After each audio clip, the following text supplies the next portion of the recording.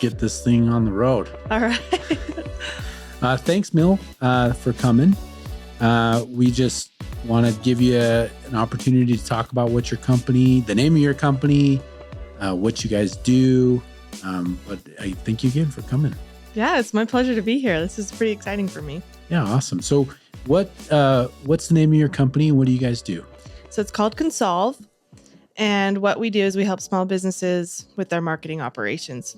So it's not really sexy or anything. Yeah. We're definitely in the weeds, but we just help make sure that they have a smooth marketing system. Okay.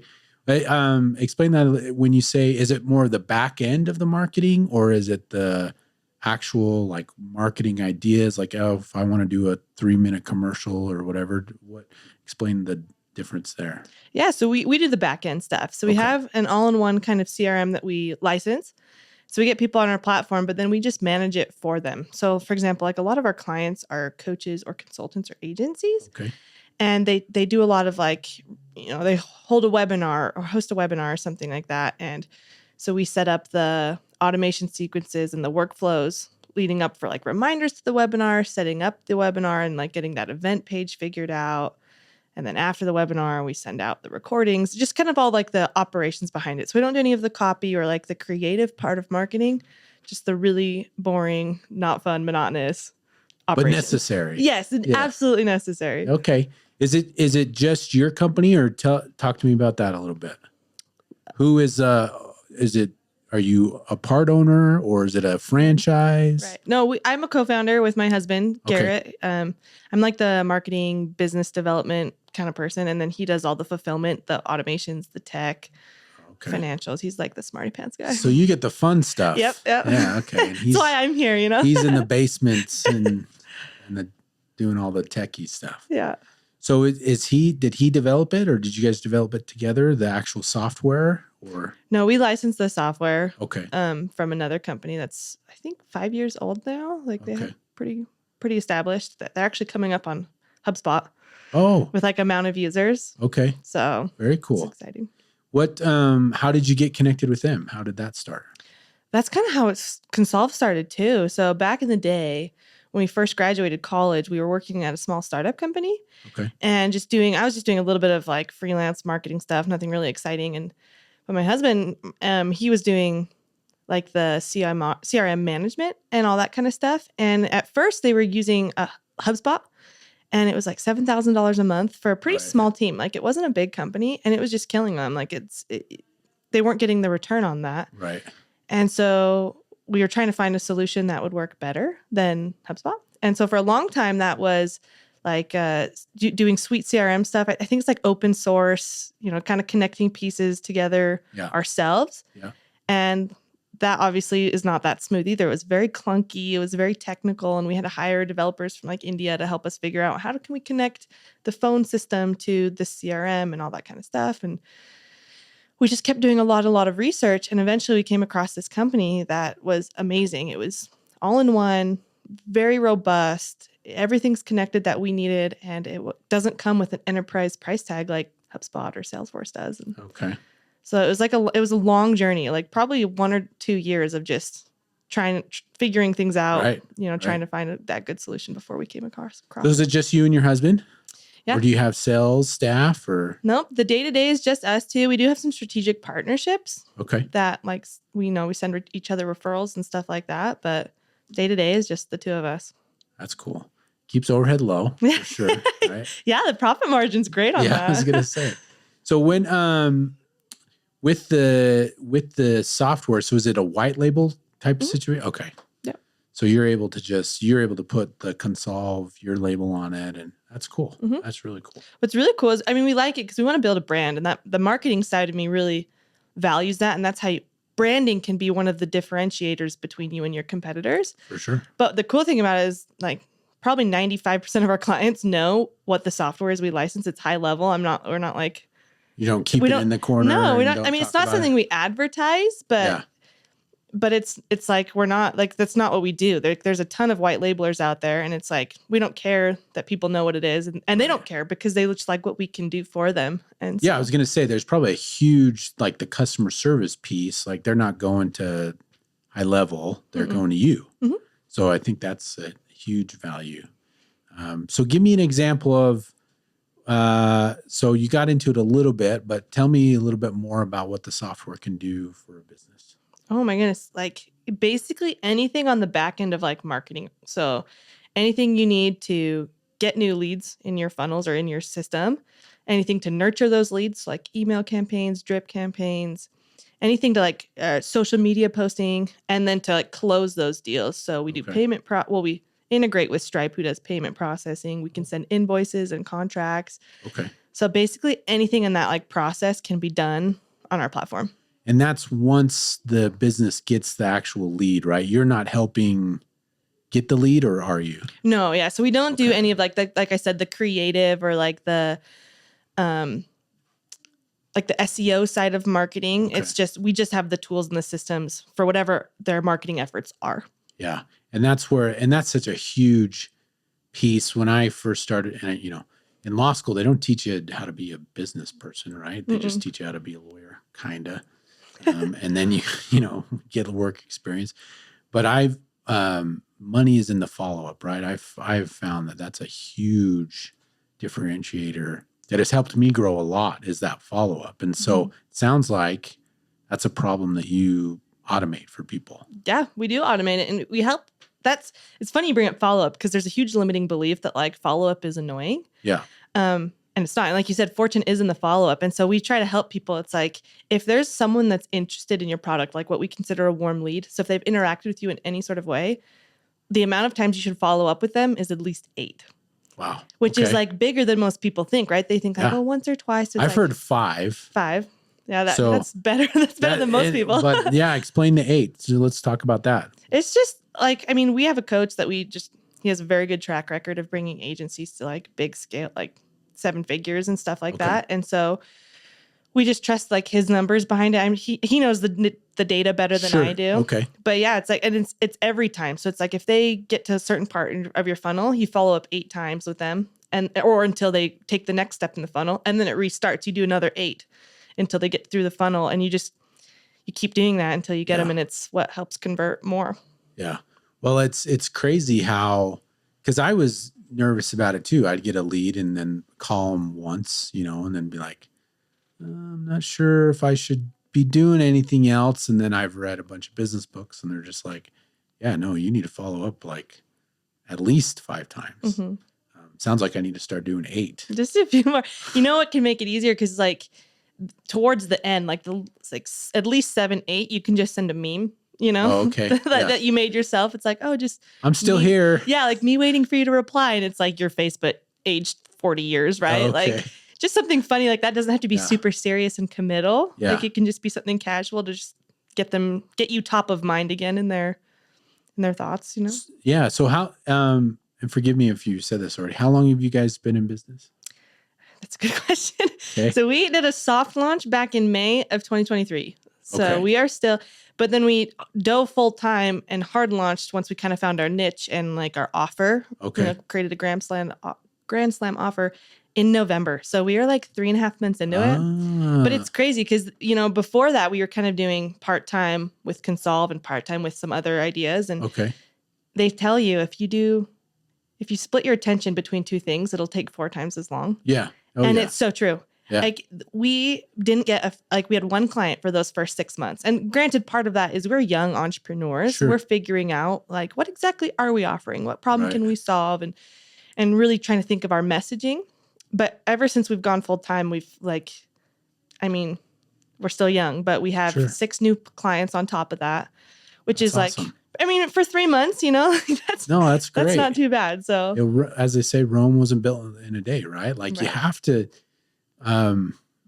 it's more of a fitness trend, I guess. But it's basically like it could be one day or it could be day 1, right? And you got to start day 1 somewhere. Right. So that's awesome. So what? So it sounds like, who do you help? Who is like your target? Who are you looking for? So because we're young enough, like we go to some like events, like trade shows and stuff, and we're open to any small business. We won't turn anybody away at this stage. Yeah. But with our like messaging and what we're doing with our online. We're building out a lead acquisition system. We're targeting specifically coaches, consultants, and agencies. And we mostly kind of fell into that niche. Like when we started getting the word out there, that's kind of who was mostly attracted to what we were doing. Sure. And we thought like, oh, there's a need here. We can, and the cool thing about it is because we are also an agency, everything we do to better our service or better our offer or solve problems internally, it's stuff that we can then offer our clients. So we actually are pretty excited about being in this niche. Yeah, that's really cool. I think that, I mean, there's a huge need for it. It seems like, coaching is obviously very beneficial. There's a reason why professional baseball players or any professional athlete has a coach. They can take a different perspective. They can help people. So tell me, we've talked a little bit about the business. Tell me more about you. Your name, right? We talked through your name a little bit. You're like one of two in the whole world. Yeah. But where'd you grow up? So I was born in Denmark, which is like my claim to fame, but almost immediately after I was born, we moved to Utah. So I grew up in Utah. I've spent a lot of summers over in Denmark. I lived there for a few years in my early 20s. Okay. So are both your parents, they're both from Denmark? My mom is. My dad's an American. Oh, okay. All right.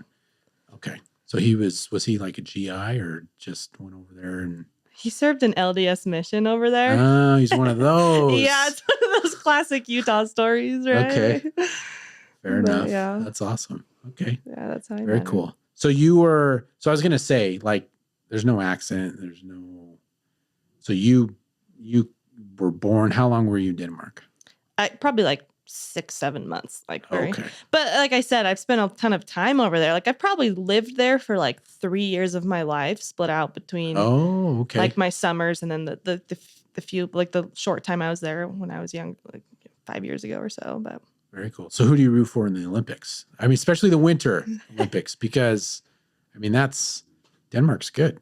Well, you might be confusing us with like Norway and like Sweden. Well, I thought they're a little more winter. I might be, but I thought Denmark was always good at Winter Olympics. But I guess Denmark's good at handball. They have won I think they won last Olympics in the handball stuff, and so they're pretty competitive there. Okay. I mean, you do see them every now and then in like other stuff, and I don't know enough about it to be honest to be like, oh, they're not good, but like famously, like it's Norway and Sweden. They have the mountains. Yeah, they're definitely. I would say but maybe I just assumed. Mm-hmm. I kind of roll them together. Yeah, you're not the only one. Like Scandinavia is all kind of one thing. Yeah, So okay. It kind of goes back and forth. So speaking of Olympics, Americans then. Well, I mean both. Like there's a Norwegian. Nope, you have to choose. You have to choose one. Probably Americans then. Just there we go. USA. So what? Sorry, what were you saying? I was just gonna say. Speaking of the Olympics, there's just a Norwegian. His name's I actually can't remember his first. Jakob Ingebrigtsen or something. And he's like world record holder in the 1500, and he's Norwegian, so he's not even like Danish. But there's like a part of me that's like, yeah, you can win. Like I can't even name the Americans that run the 1500. But 15 in track. In the track. All right. Yeah, so not Winter Olympics, but all right. Well, it's all right. So he's the world record holder? Yeah. At least was like as of last year. I mean, you never know. It's pretty competitive. But yeah, it seems like it's like turn around. It used to be like world records would stand for like a decade. And now it's like, you're a world record holder, but it lasts like 3 months and then someone's going to beat you. Yeah, it's wild. Yeah. It's pretty crazy. Well, cool. So how'd you meet your husband? Where'd you go to school? We were high school sweethearts. So we met. It's actually funny. We were both best friends with our older brothers. And so whenever they would hang out, because they were friends, we would just tag along. Okay. So that's how we kind of got to know each other and then just fell in love and just, so we're one of those kind of stories. Well, high school, so you grew up here. Mm-hmm. Where'd you grow up? I grew up in North Salt Lake. So we went to Woods Cross High School. Okay. Woods Cross. Yeah. Pretty close to like Bountiful. Sometimes I say North Salt Lake to people and they're like, where? I'm like, no, that's the city. It's North Salt Lake. Yeah, it is. Yeah, it is. So the best Mexican restaurant of all time is in Bountiful. Really? Which one? El Matador. Have you ever been there? I have not been there. Oh, jeez. I know. See, I thought we were going to have a moment. We can talk Philly cheesesteak. Vito's is in Bountiful. It's the Vito's best. is good. It's my favorite. So my first job out of when I graduated high school, I worked at the Land Rover in Centerville. Okay. So that's why I know Bountiful. But I grew up in West Jordan, so I would drive there every day, which sucked. I would detail cars for 10 hours. Which also sucked, I'm sure. It wasn't. I actually enjoyed it because I could just put headphones in and I could listen to music I was a big sports radio guy back then before I realized that I was tired of hearing people argue about stupid stuff. And so then I was just doing music, but it was pretty fun. It was actually not too bad. And they're like my first day. So I'm 18 and they're like, here's this Escalade. Will you drive it to this person's house? And I'm like, you want me to drive an Escalade? Like you're trusting me with an Escalade? My parents don't even trust me with myself, let alone this $90,000 car. But that was fun. That was a fun job that way because I got to drive all these crazy expensive cars. That sounds fun. Yeah. So it's a little scary. I'd be a little nervous. Oh, it is nervous. And, there's like an accident at least every other week because there's people driving all the time. Luckily, I only had one and it was in the parking lot and it wasn't that big of a deal. I still blame the other guy. You don't hold grudges. No. Steve. I don't know if that guy's name was really Steve or not, but anyways. So, all right. So high school sweethearts. What do you like about entrepreneurship? What puts you in that kind of, everyone's going to look at me basically unemployed, Yeah. Oh my gosh. No, you're totally right.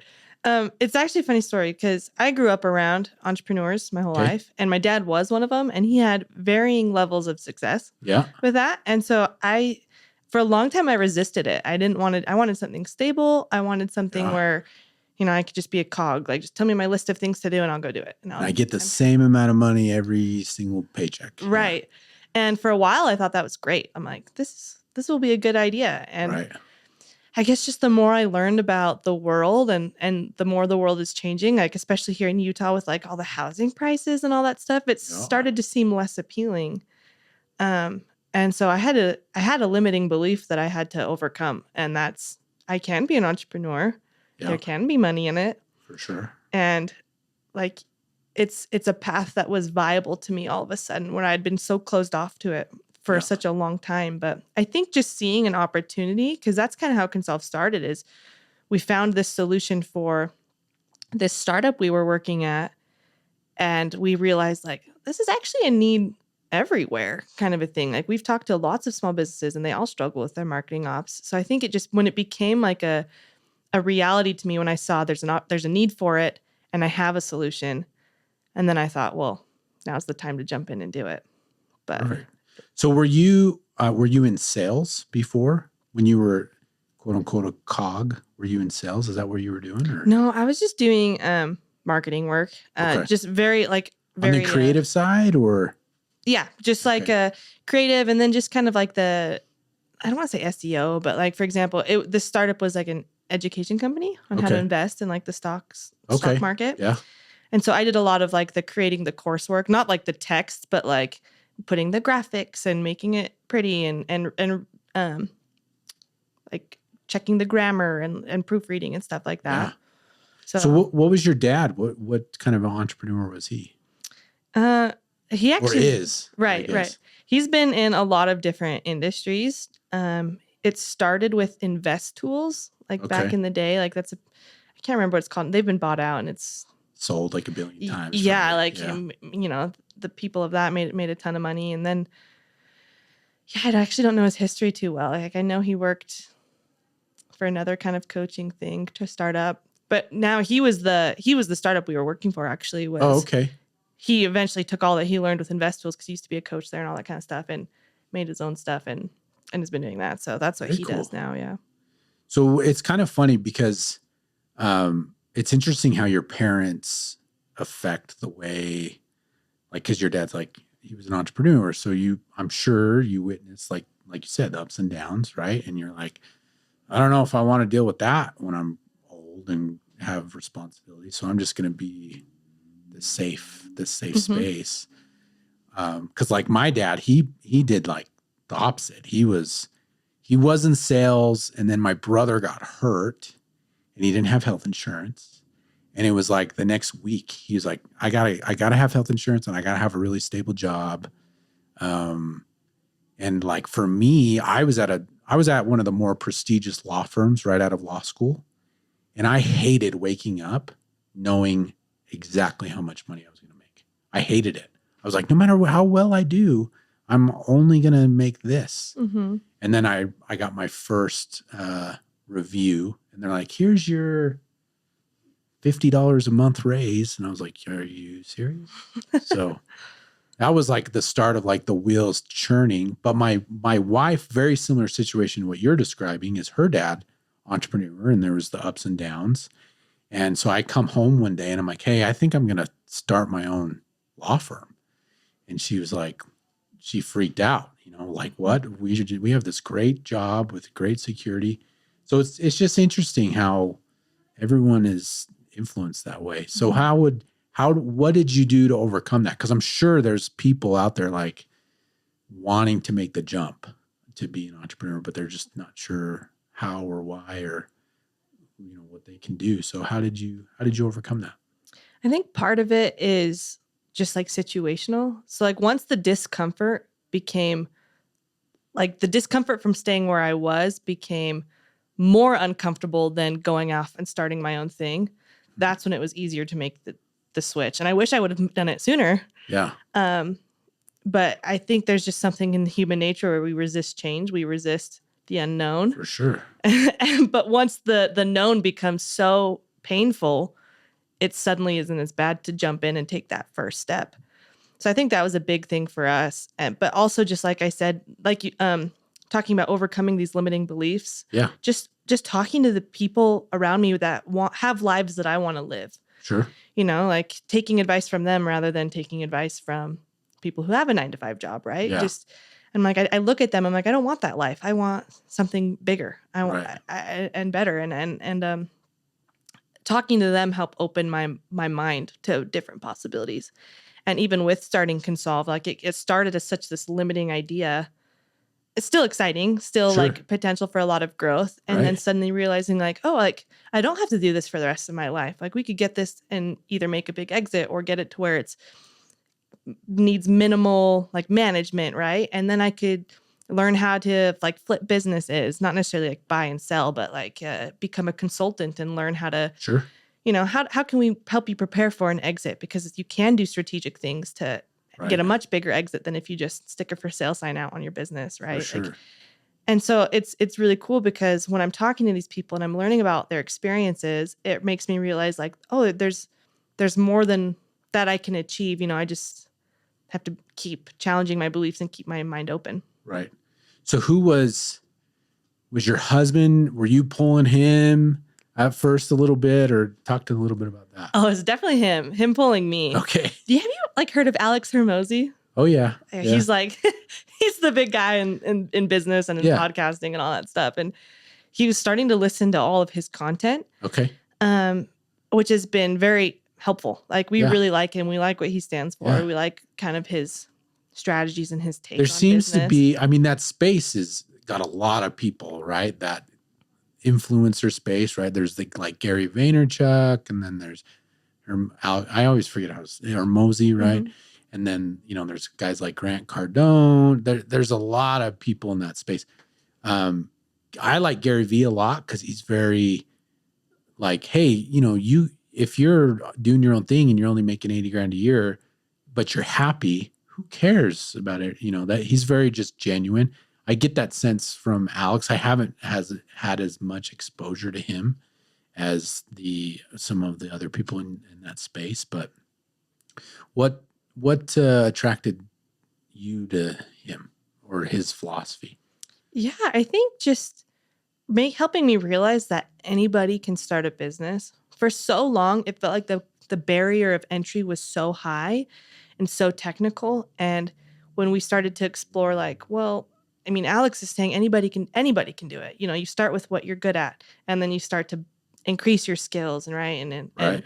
and start a business that way. It made me realize like I don't have to be perfect. I don't have to be this seasoned entrepreneur before I start. Right. I can start and give what I can now and then continually better my skill set so I can offer more and it just becomes like this positive cycle. And since then, like having talked to other business owners and seeing kind of what they struggle with, especially since we look at the internal stuff, like it made me realize, I mean, just like in school, there are A business owners and there are like D grade business owners, Sure. right? And they can all be successful. But just because you're a business owner doesn't mean you know everything about business and you suddenly like everything you touch is gold and you never make a business mistake. It just humanized it a lot more for me, I guess. It's very interesting, this idea of perfection, right? Because I think a lot of people, they limit themselves because they want it to be perfect. And instead of just, inching forward, they limit what they can do. I see that a lot. And, I still struggle with that too. Like, when I used to do these videos with Ryan, like I used to think we'd do like 20 billion different cuts. The first one was just as good as the one that we ended up on, but I think I could do a little bit better here. No, that's a good point. I'm glad you said that. What type of goals do you guys have for 2024? We have some really big goals. We have 6 clients right now. We want to scale it to 50 by the end of the year. Awesome. And we work on subscription basis. So okay. And they're pretty sticky because it's not just our service, but it's the software that we provide with it. Sure. So 50 new clients would be huge for us. What, so is it a monthly? Mm-hmm. Okay. What is that price point? It depends on what they want. So if they just want this, like the software, because some people, especially when they're young and starting out, they're much more comfortable paying out of their time wallet than their like money wallet. Yeah.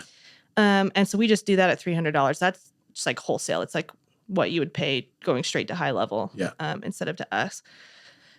But then if they want our help with like the marketing operations, we say like, oh, we're the pen, you're the hand. You tell us what you want us to build and we'll do it. That's $1,000 a month. Okay. And then we're starting to roll out a more consultative, like coaching kind of idea. Again, we're still young and we're still learning and how to roll that out. But that'll be $3,000 a month. Oh, very cool. For everything. That includes the software, the it kind of automations. Builds on it. Yeah. Yeah. Okay. Very good. So what are the strategies? What's going to take you from 6 to 50? That's a great question. We're trying to figure that out right now ourselves. Right now, we get all of our clients through networking and referrals. Okay. Our whole 6 of them. Yeah. We want to continue that because we do like being involved in the business community, and that's how we meet good people that will change your life that you don't even know it, right? Like, for sure. A mentor, someone that's done something similar before. So we want to continue doing that. And we want to continue building those strategic partnerships because we've have a couple and they are just now starting to produce referrals. Okay. So I would love to meet with more like anybody that talks to a lot of small businesses. So a lot of times that is like creative agencies, like whether it be film or podcasting or like marketing, whatever it is, but just people who talk to a lot of small businesses and get their struggles kind of a thing. Yeah, for sure. Would love to set up some sort of reciprocal, more strategic partnerships with them. But we also acknowledge that this is kind of a lower leveraged activity, like us going to events. I mean, the strategic partnerships definitely helps increase that leverage. But what we're also looking into building right now is automatic inbound and outbound lead acquisition systems. Okay. That sounds really fancy, but it's just, it's mostly just like how to cold email, cold DM, cold calling, stuff like that for the outbound. And then inbound will be creating content, creating a channel. I've heard a lot of interesting developments with AI with that, like the cold emails, especially. What have you guys explored that at all, or? No, right now we're doing it all through automations just within our platform and then like VAs to manage it. But we do have a buddy that's like building some sort of AI stuff. I don't know it well enough to like actually like say You're it. Like, this is, you need to talk to the husband about this, right? That's his, right? Yeah, That's you're totally right. He's the techie smart guy like that. And so I think there'll be opportunity for AI in the future. Absolutely. I just don't know how or when, but that's for the other experts to come and teach me about, right? something I Perfect. won't ever be an expert in. I'm a big supporter of like not necessarily silos, but doing what you're good at and not going to the next thing. So it's great that you have your husband, that he's able to do the tech stuff. You're able to do the marketing. In my opinion, the more you can focus on what you're really good at, the better that your business will be. I totally agree. They say like if you try to service like everybody with everything, it's like you're not going to be able to do that well. But if you're an expert at one thing like really well, I think you can really progress there for sure. And virtual assistants. So you're using virtual assistants then? We will be like, we're just barely like starting to build this. So within the next like few weeks, we'll be having VAs manage it for us. Okay. With the strategic partners. So you have a couple right now and you're saying they're marketers, or who are your strategic partners right now? Yeah. One of them is, and I can give him a shout out. He's really cool. His name is Matt Holman. Okay. He does Commerce Catalyst. He's pretty big in LinkedIn. So he has a community of businesses that he's built. I think it's on a Slack channel. And he just like hosts events to like help these small businesses make the right connections or whatever. He's a really cool guy. Interesting. Is he local? Yeah. Utah guy? Yeah, he's a Utah guy. I think he's actually pretty close to here. I think Interesting. He's probably closer to you than I am. Yeah. Interesting. So he's one of them. We have another one that they do programmatic marketing or advertising. Okay. But just basically advertising that's not on Google or Meta, right? It's like the other kind of stuff. Yeah. Like okay. in apps and stuff like that. So if you could like clone them, that would be great. Yeah. Or finding other ones that are in similar situations. Like we have someone that's interested in becoming a client, but I think they could also become a partner. They do like videography for small businesses, like helping with the commercials and stuff like that. I'm like, they would be a great fit as well because they're talking to small businesses, right? Like they're talking to our ideal clients. We actually videoed. His name is Tom Arnold, and he's VidVictory. And he was trying to develop the same thing, kind of referral partners, and he's actually the episode I sent you. And so he would be a great contact. I'm sure you guys could both work together, because that's one of the things he was like, yeah, I need more marketers, because he was trying to develop more referral partners. That is such a powerful tool. Referral partners. I focus a lot on that and what my business is. So I like to put it out there like, okay, hey, Mill wants this type of referral partner. So if you had to choose one, what would you say? Who would you want to, as a referral partner, who would you want to get on your team? That's a great question. It would probably be people who are building communities for small businesses. Okay. Like that Commerce Catalyst guy. I mean, he does. What's his name again? Sorry. Matt Holman or Matthew. Holman. I think that's that's on LinkedIn if you look him up. Okay. Like half the people on his stuff is like e-commerce, which probably wouldn't really need our help in the same way that other small businesses would. But in his group, there are tons of like freelancers, agencies, people like that would be very strategic. So like, but he already has like that community built around that. I know there's another big community around here. Have you heard of Tacos Together? No. Oh my gosh. They're pretty big on LinkedIn too. They're really fun. They do very unique networking events, like free tacos, come hang out. I'm not on, it's kind of funny. I'm not on LinkedIn as much because my client base is consumer base, right? Obviously I have referral partners with other lawyers and developed that, but no, I need to up my LinkedIn game. So it sounds like you use LinkedIn pretty heavily. LinkedIn is like, for me, it's just like I log on and then there's like 50 messages from people selling me stuff. Yeah. So it kind of has turned me off. But so Tacos Together, that's cool. Yeah. That's really cool. Have you gone to those events then? Yeah, they're the two people that run it or I mean, I'm sure there's more behind the scenes, but like the two faces of it. Yeah. It's like Paul Shin and Uri. I don't know how to say his last name. Castiello or something. Don't quote me on that. Yeah, sure. They're just really cool guys, and I think you made a good point there of how you're not on LinkedIn a lot because your ideal customers don't hang out on there, right? They're probably more on Facebook or just and so I'm on Facebook way too much.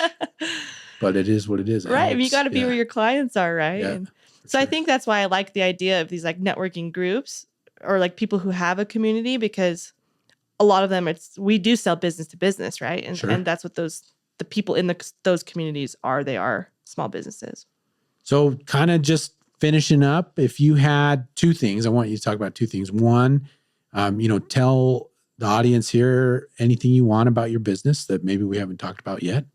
And then second, what advice do you have for people if they're starting their own business, or, you're younger in your business journey, but just those two things. What you'd like to tell people about your business, and what advice do you have for people that's thinking about starting it or have started it?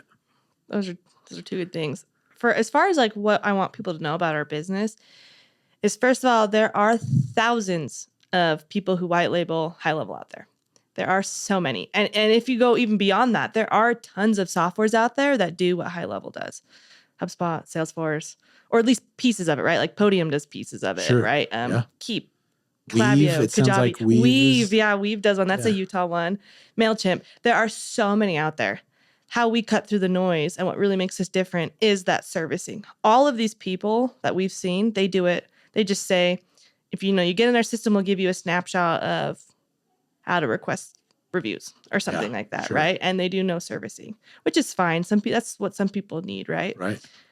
We can't find anyone that's doing what we're doing on a smaller scale. There have been actual multi 7-figure or 9-figure businesses like from Utah that have done it on a more enterprise scale. Like Simplist is like a really big example. Okay. Sold for $250 million. Yeah. Solve.cloud is pretty big here in Utah as well. They do it for like Salesforce and HubSpot. That same idea of like, hey, you have this cool software. Let me help you set it up, help the strategy, that kind of thing. Right. There's nobody doing it for smaller businesses on that kind of smaller scale and on the softwares that they use. Smaller businesses don't really use Salesforce. It's just it's too expensive, and HubSpot's becoming that. And so I just want to say, like, that's how we really shine and how we really differentiate us is like, if you look at our website and on our LinkedIn or whatever, it'll say we're your best employee.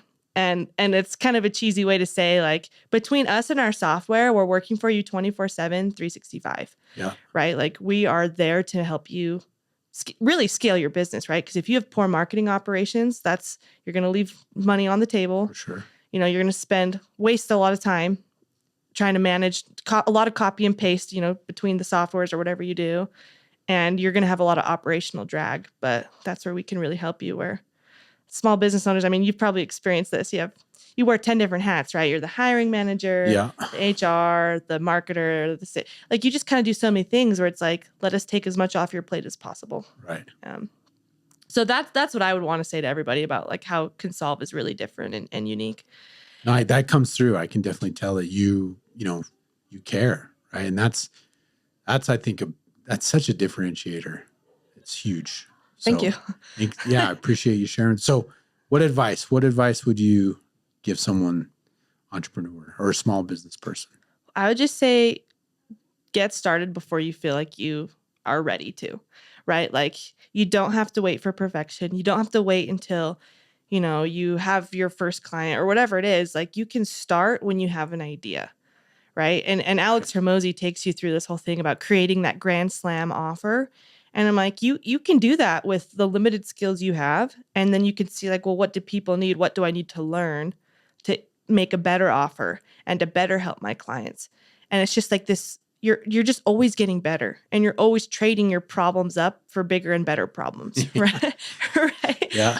People ask me, are you busy? I'm like, yeah, it is. It's a problem. And they're like, well, and I'm like, but it's a good problem. Right. But it is a problem. Right. When you're super busy. Yeah. And so I just, like I said earlier, like that cost of entry, that barrier of entry felt so big, but it doesn't need to be. You can get started the moment you have an idea and just figure it out as you go, right? And not to say you want to sell something that you can't actually fulfill on. Sure. No, you definitely want to make sure you're taking care of your clients, but what your offer should stretch you a little bit, I believe. And then you rise to the occasion and you learn those things. And like when we first started this, we've had to, it was mostly just like, yeah, we'll do the software and some consulting and whatever. But then the more we realized, we're like, no, like actually they need the full on servicing on a subscription basis where it's just like, every month they know they don't have to go hire some sort of VA or whatever. It's like they just know that we'll take care of them and we'll get it done, right? And it's evolved over time, and like I said, we're building out this consultative, like,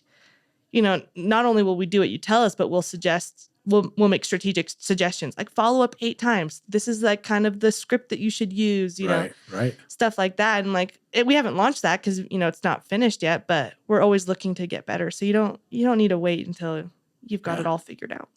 No, I love it. Well, thank you so much for coming here today. It's been great to get to know you better. And yeah, thank you very much. Thanks for having me, Dan. Yeah.